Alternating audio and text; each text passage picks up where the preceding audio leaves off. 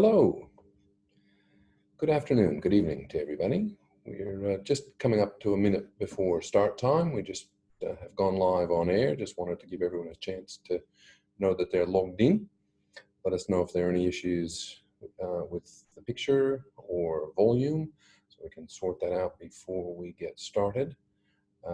So anybody that's already logged in, please feel free to let us know what's happening and establish the connection, and I'll kick off in a few seconds.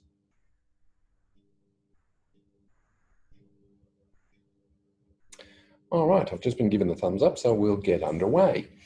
My name's Morton Herschderfer. I'm the director of the PLT program here at college in New South Wales, and I've been asked to deliver this first session for you.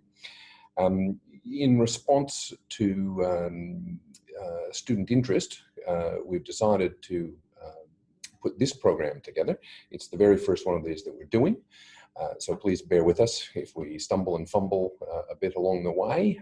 We're learning as we go.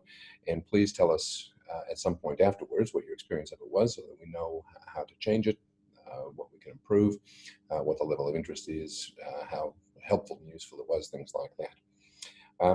So the format will be approximately 45 minutes or so of me just giving you a brief introduction and overview to the PLT program at college, and 15 minutes or so at the end of that for some questions and answers.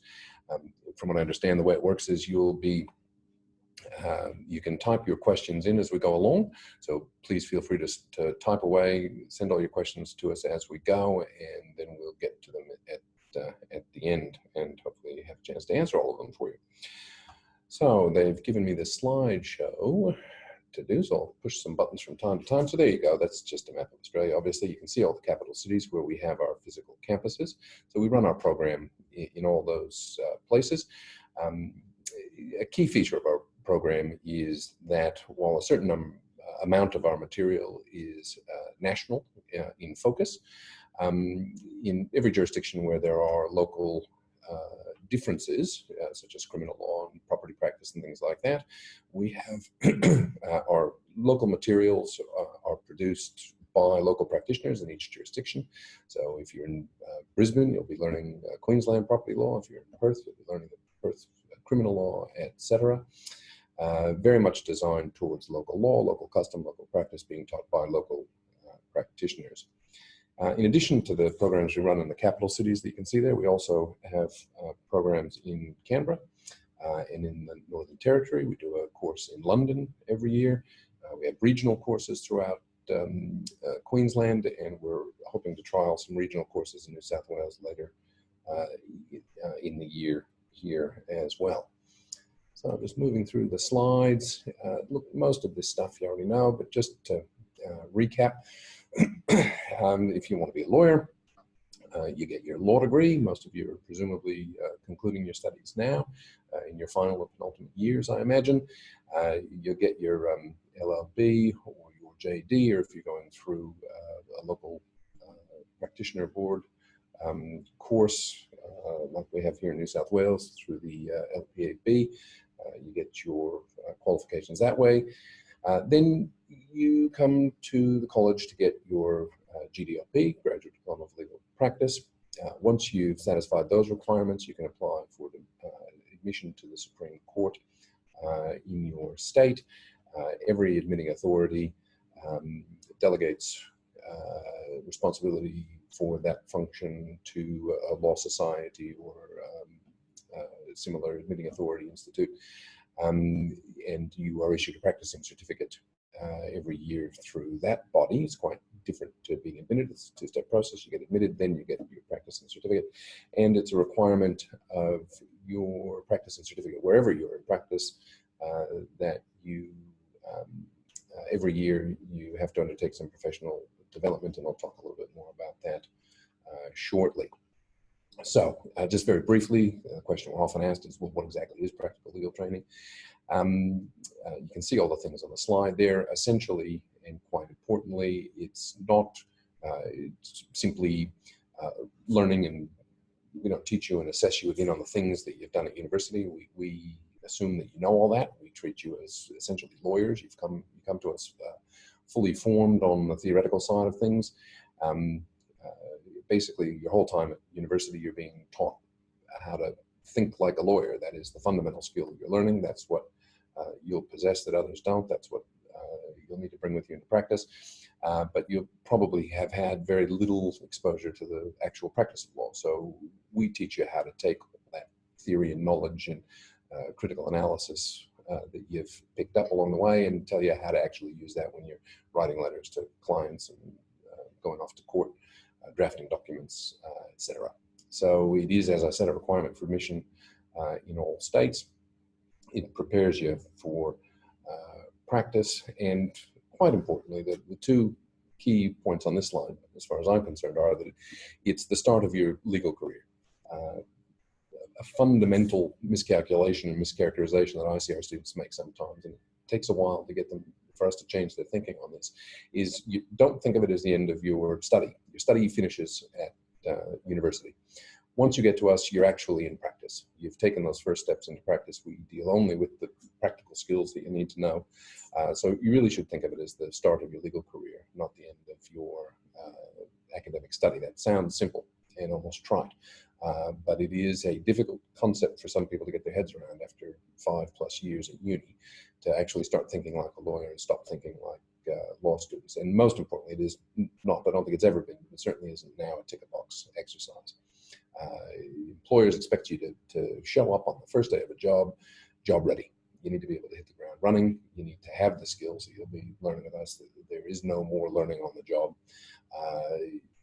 It's fundamental that you develop the skills while you're with us, so that so you can actually do the job when you start, and the profession will expect that of you. So, practical legal training. To drill down a bit deeper, there are 3 components to it. There's a coursework component, work experience, continuing professional education. By far, the bit that will occupy most of your time is the coursework component. So I'll spend more time talking about that now, but there are the other 2 components. We like students to know that as soon as possible. There's the work experience and continuing professional education. So I'll talk about all 3 of those in turn. So as I said, coursework is the bit that will occupy you the most while you're with us. So there are quite a few things to talk about there. Question we're most regularly asked is, well, when can I get started? There was a sort of a standardization of this across the country a few years back. All admitting authorities have now agreed that you can start early once you've completed your Priestley 11 core subjects and you have no more than 2 electives remaining. Those national guidelines, as I say, have been adopted. Every admitting authority still interprets them slightly differently. Some take different views. So most importantly, you talk to your admitting authorities, find out whether that's available to you. If so, what the process is.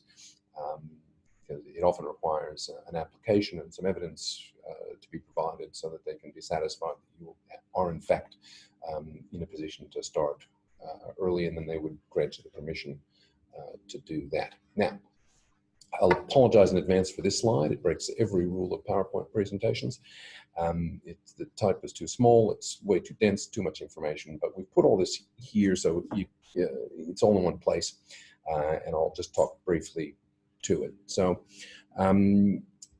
with our coursework component, there are a number of different study options and modes available to you. So this table just sets them all out so you can compare them. So you can see in the left-hand column, there's the online full-time course and the online part-time course.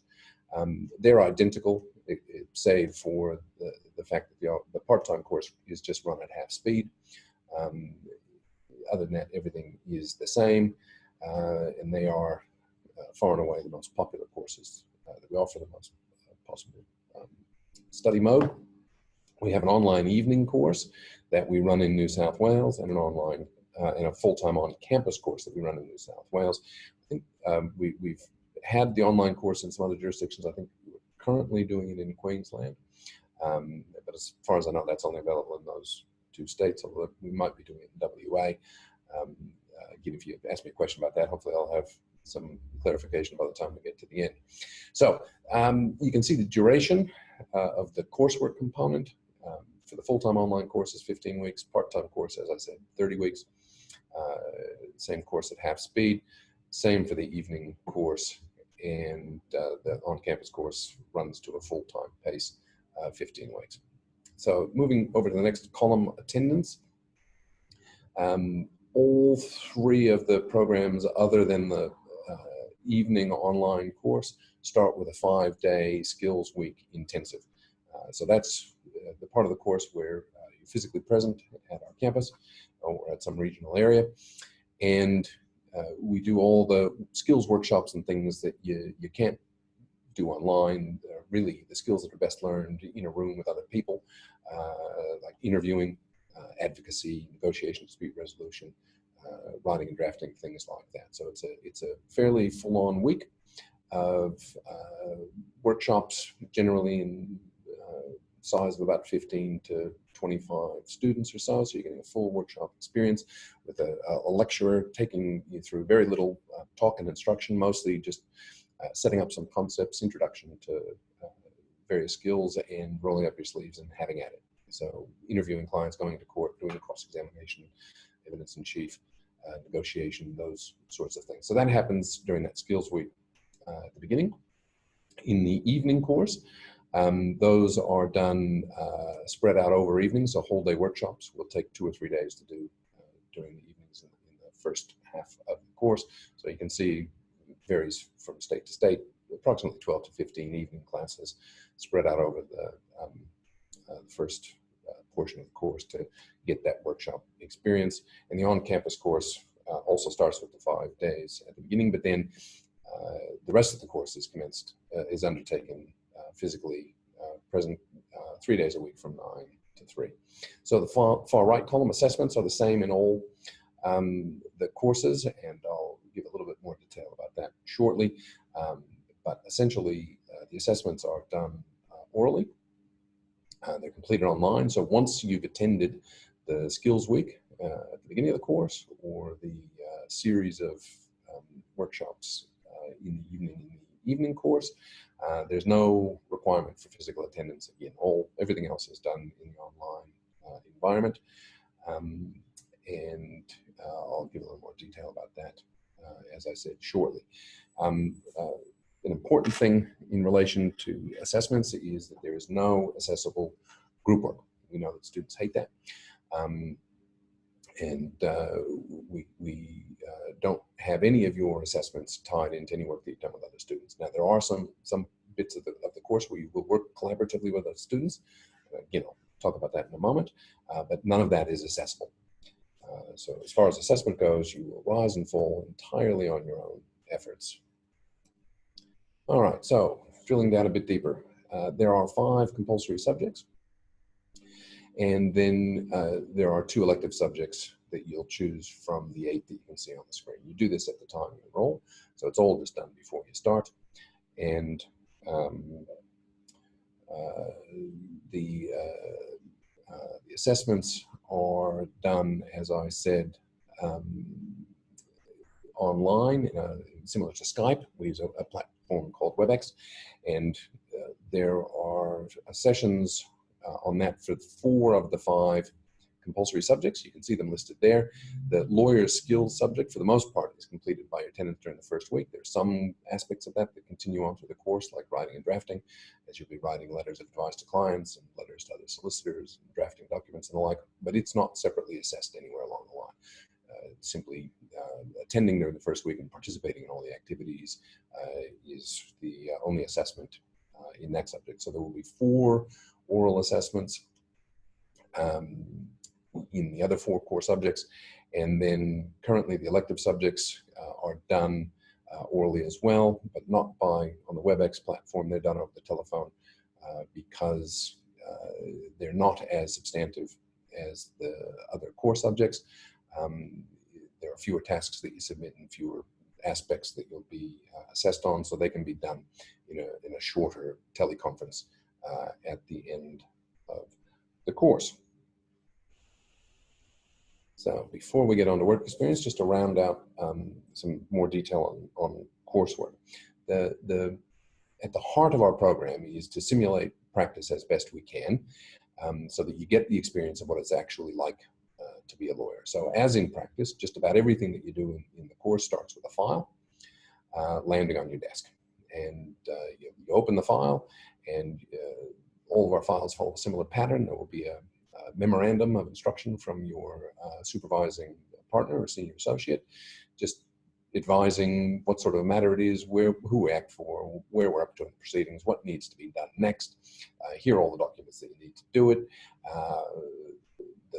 Your supervisor will say something like, I'm about to go on holidays for a couple of weeks. Can you, while I'm gone, please do the following 3 things, and then we'll have a chat and go over it all when I return. So you're given the material you need, statements from your client, the results of any searches that have been done, copies of any contracts that are relevant, correspondence that has gone passed between the parties, interesting things that have been turned up through the discovery or subpoena process. Pretty comprehensive file, so that you can work through. You've got the material you need to do the tasks that your supervising lawyer has asked you to do. So, and all of that is done, as I've alluded to, through a series of tasks and activities. You're told what those are at the very beginning. When you start a subject, say civil litigation, you're told straight away, these are the 3 tasks you're going to do. And in each one of these tasks, there are a number of activities.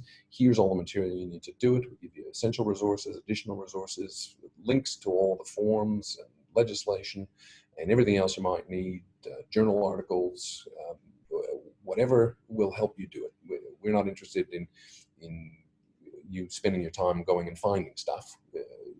We know you'll find that. We give you everything you need, so that you can just concentrate on turning your mind to, well, what do I need to know, and how do I complete this task? So we tell you what the instructions are. We show you lots of examples, demonstrations of what it might look like in practice. Not the only way to do it. There are lots of ways to do these things. So that we don't give you a script to follow by any means, but we show you, first we give you the information, then we show you this is what it might look like, and then you have a go. The final bit is you taking all that on board and starting with a blank screen or a form or a template, something that we've provided you, and start drafting whatever it is that you need to do, filling out the contract for a sale of land, a statement of claim, an advice to a client, whatever it might be, and whatever subject you're studying. And you just repeat that throughout that subject, and you submit them regularly as you've completed them to your lecturer, who gives you feedback on it. So that is really what's at the core of our course. Is you will have a lecturer dedicated to your group, whose only job it is to look at the things that you've done, answer your questions, help you out in the doing of the work, look at what you've submitted, and give you the sort of a feedback that a senior supervising lawyer would give you.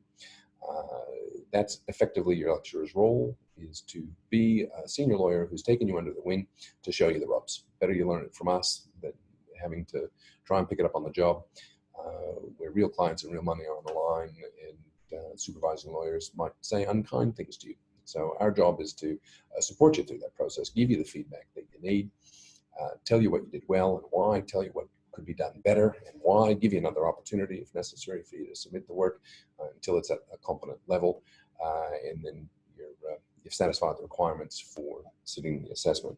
So critically, and it flows from what I said earlier, none of that is accessible. We take all the pressure off you. You don't have to worry about every document you're drafting and submitting. The whole point is to have a go, do your best, and if you stuff it up, not a problem. We'll tell you how to improve it, give you another chance, and so you don't have all that pressure of what's my mark going to be on this and all that. As long as you're performing to a competent standard, listening to the feedback and advice the lecturer is giving you, will get you through that bit of the course.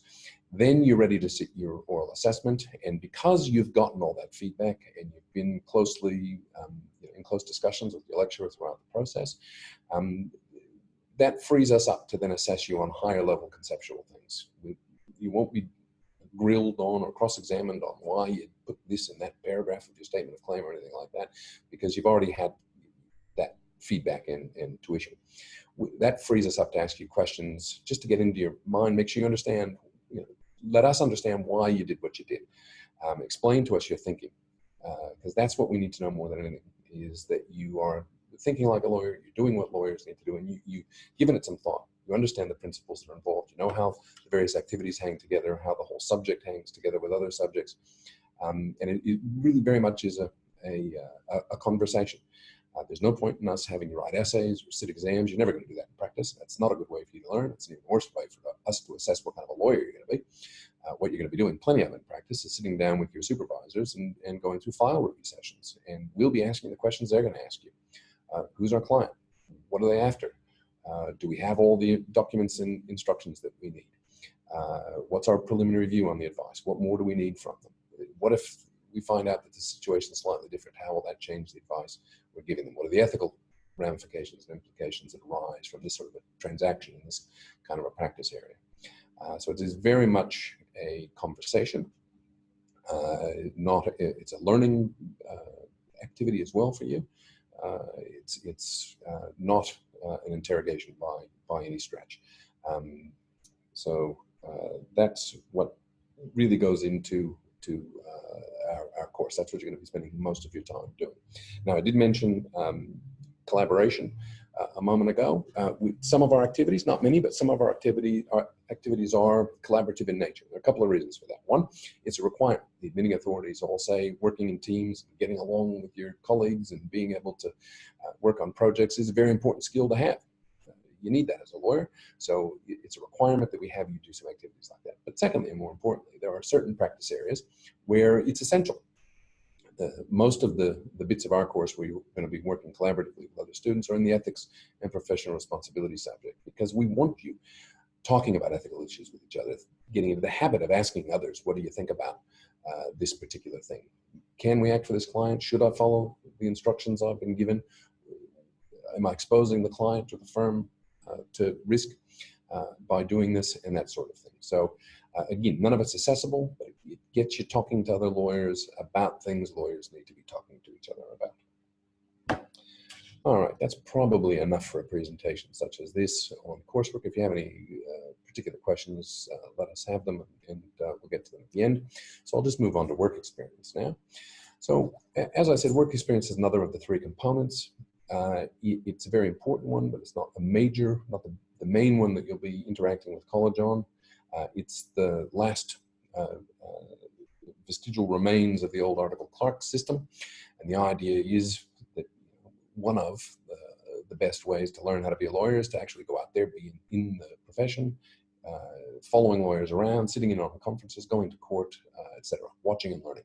It's a very important, very valuable way to learn. So it's a requirement. Again, all the admitting authorities say you need to have some of that experience. For this purposes of this presentation, it's enough to say we've got two options, in addition to the coursework that I mentioned before, to complete the work experience requirement. So talking about the second one on the screen there to start, the standard one, 75 days, 15 weeks of work experience, in conjunction with the 15 weeks of the course, gives you the 30 weeks in total for the grad dip. Now, you don't need me to tell you the legal world has changed a bit recently. You hear all the headlines, and well, most of what you hear and read isn't accurate. There is no doubt that there are more students coming out, and the profession can't absorb them all. So students were telling us they were having a little trouble getting the work experience. So a few years back, we introduced a second option called the clinical experience module, which allows you to shorten the 75 days to 25 days. And that's done by the addition of 5 more weeks of study online to essentially reflect on and evaluate and analyze your actual experience that you've had in your 5 weeks of work experience, to beef it up, flesh it out so that it can count as the 75 days. So again, for this presentation, that's enough information. We'll be actually having another session, a couple of more sessions during this week-long series of programs on work experience on Wednesday, and we also have a student services session tomorrow on Tuesday that can also answer some questions about work experience if you can't make either of the sessions on the Wednesday. And of course, you can go online and ring to get more particular details about these things. But for today, it's enough to let you know that you do have those two options. So what counts as work experience? Well, a lot more than you might think. One of the ways in which the profession has changed lately is the sort of traditional jobs for lawyers at either big firms or suburban regional practices make up now a very small part of the practice of the profession overall. There are a whole lot of other places out there where lawyers are doing things, and you can get your work experience satisfied by going to all of those environments that you can see. A long list on the screen, I'm not going to go through them all, and it is not exhaustive. We have a work experience committee that meets twice a week. We regularly get lots of applications from people who say, I'm working in this environment, does that count?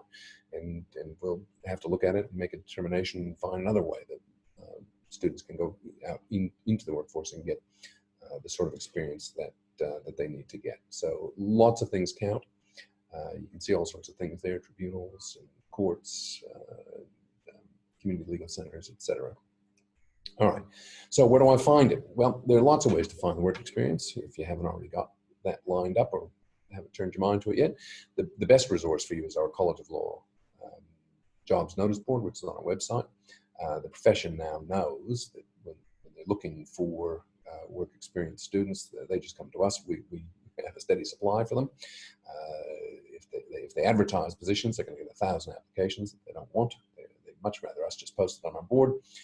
They get a lot of people apply, and as soon as it's filled, they take it down off the board, and that changes regularly, almost hourly. Plenty of places regularly advertised. A lot of places depend on us. We have agreements where we supply a certain number of students a quarter or a month or a year to them because they absolutely, as government funding gets cut, they need our students to come in and do work.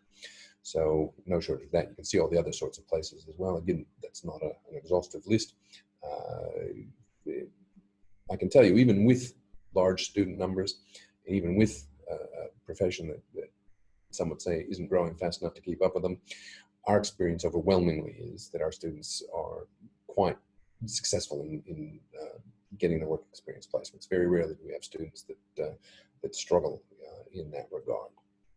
So there is good news out there.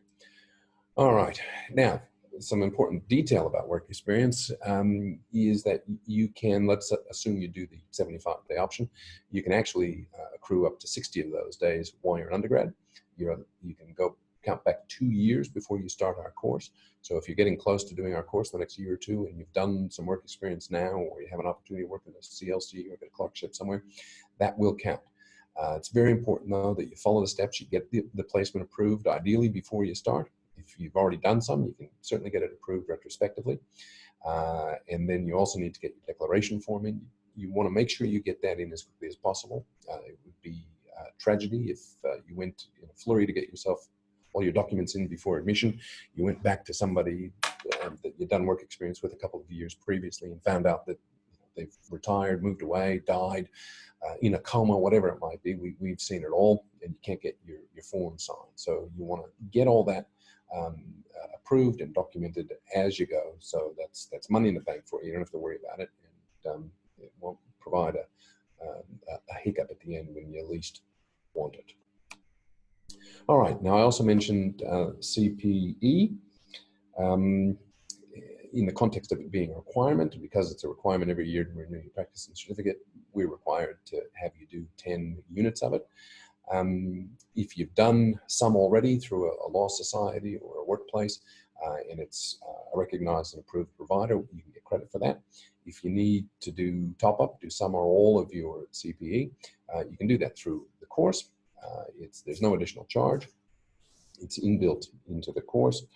And you essentially have access to a number of the recent CPE events that we've run through our various state-based offices and campuses through our practitioner education program. It's only 10 hours that's required. It's a series of webinars and podcasts and papers that have been presented. So you can go in and choose the one. You have two choices if you're interested in the legal series, which is you just want to do a variety of things from how do you get costs in a criminal matter to how do you prepare a family law matter for hearing, whatever your particular interests are. You just pick and choose from all the various ones that are on offer. We also recently have started something called a legal business skills series, which is 10 units that focus on the business of law, how law firms are structured, how they go about getting and retaining clients, understanding the commerciality of the law practice, understanding the commerciality of your clients' businesses, how to read balance sheets and profit and loss statements, and things like that. And as you can see, time and work management, developing leadership, etc. So you can choose to do that series. You still get your CPE credit, and if you've done that one, there's a small assessment component introduced at the end that allows you to then get a business, a certificate of legal business skills. It's a non-award certificate, but it's a certificate nonetheless, and you can put that on your CV and gives you something to talk to when you're having your interviews for jobs and the like. So I think I've covered most of this already. Get as much work experience as you can in your final 2 years of study. Make sure you get all that recorded with us. Because we want to help you so you can get all that done as easily and painlessly as possible. So just brings me to the last little bit then to summarize. Why would you choose our program? 5 good reasons. So you can see study freedom there. It's freedom, flexibility between full-time and part-time, multiple start dates throughout the year in all jurisdictions. There will always be a course that suits you starting very soon. And the beauty of the online course is you are very connected to all the other students and your lecturer in real time every day. But you've got the flexibility to study at the times of day, evenings, weekends, etc., that suit you, with a very supportive lecturer helping you through that. Hands-on learning, as I said, it's all practical stuff. You're going to be doing all the things lawyers do: drafting documents, preparing matters for court, filling out contracts, communicating regularly with your client, other lawyers. So you'll get a very good grounding in what it is lawyers actually do day on. Point 3 really follows on from that. We're aligned with the legal industry. We as I hopefully made it clear, we do not consider ourselves part of the uni or educational sector. We're the gateway to the practicing profession. All of our lecturers are either still in practice or have been in practice for a very long time and have only recently cut back or stopped practicing. We don't have a PhD on our lecturing staff, and we're proud of that. You're getting a bird's eye view from practitioners at the coalface every day, who knows what's really happening out there and the skills you need to navigate when you're newly admitted to the profession.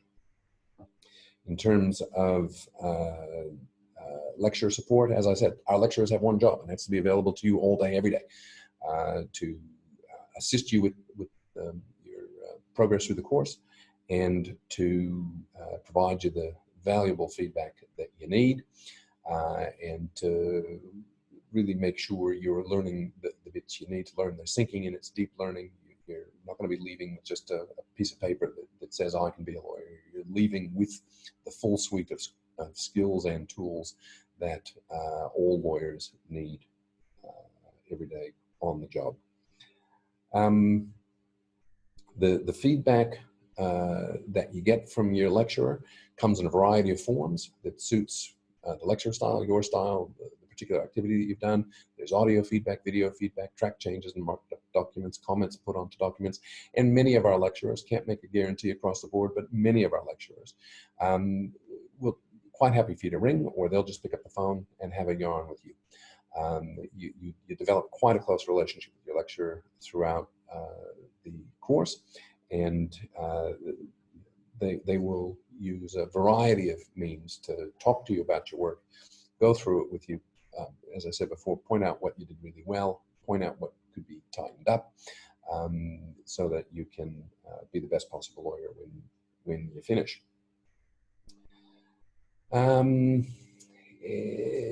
And also, I should point out there's support you get, not necessarily from your lecture, but the College of Law is the only PLT provider that has a comprehensive suite library of practice papers that you get. I'm based in New South Wales, so I can only talk about that with detail, but I know we've got something like 52 different practice papers across all the various subjects. There will be more or less in other jurisdictions depending on the differences in the law. And they are not only your primary resource during your time with us here in the course, but they're an invaluable tool in the first 2 to 3 years in practice. I regularly go out and visit former students of mine at work, and I can see our practice papers very well worn, dog-eared, and highlighted and note-tabbed, pride of place behind them on the shelf. They get a regular workout. They often say to me things like, I was asked to do something the other day that I'd never done before, and after a moment of panic and when I froze, I suddenly realized, oh, that's right, College of Law will have a practice paper on that. And I pulled down the practice paper, read it in the taxi on the way to court, walked into court, ran a matter with confidence, looking like I do it all day, every day, because the college had that beginner's guide right there for me to digest and absorb in very short order. So you get that sort of support throughout the course and beyond. So I think I'm probably getting close to the 40-45 minute mark.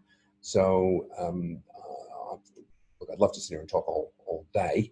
As you can probably tell, my background's at the bar and I can talk under wet cement, but we want to get to questions. So do we have some questions having come through? But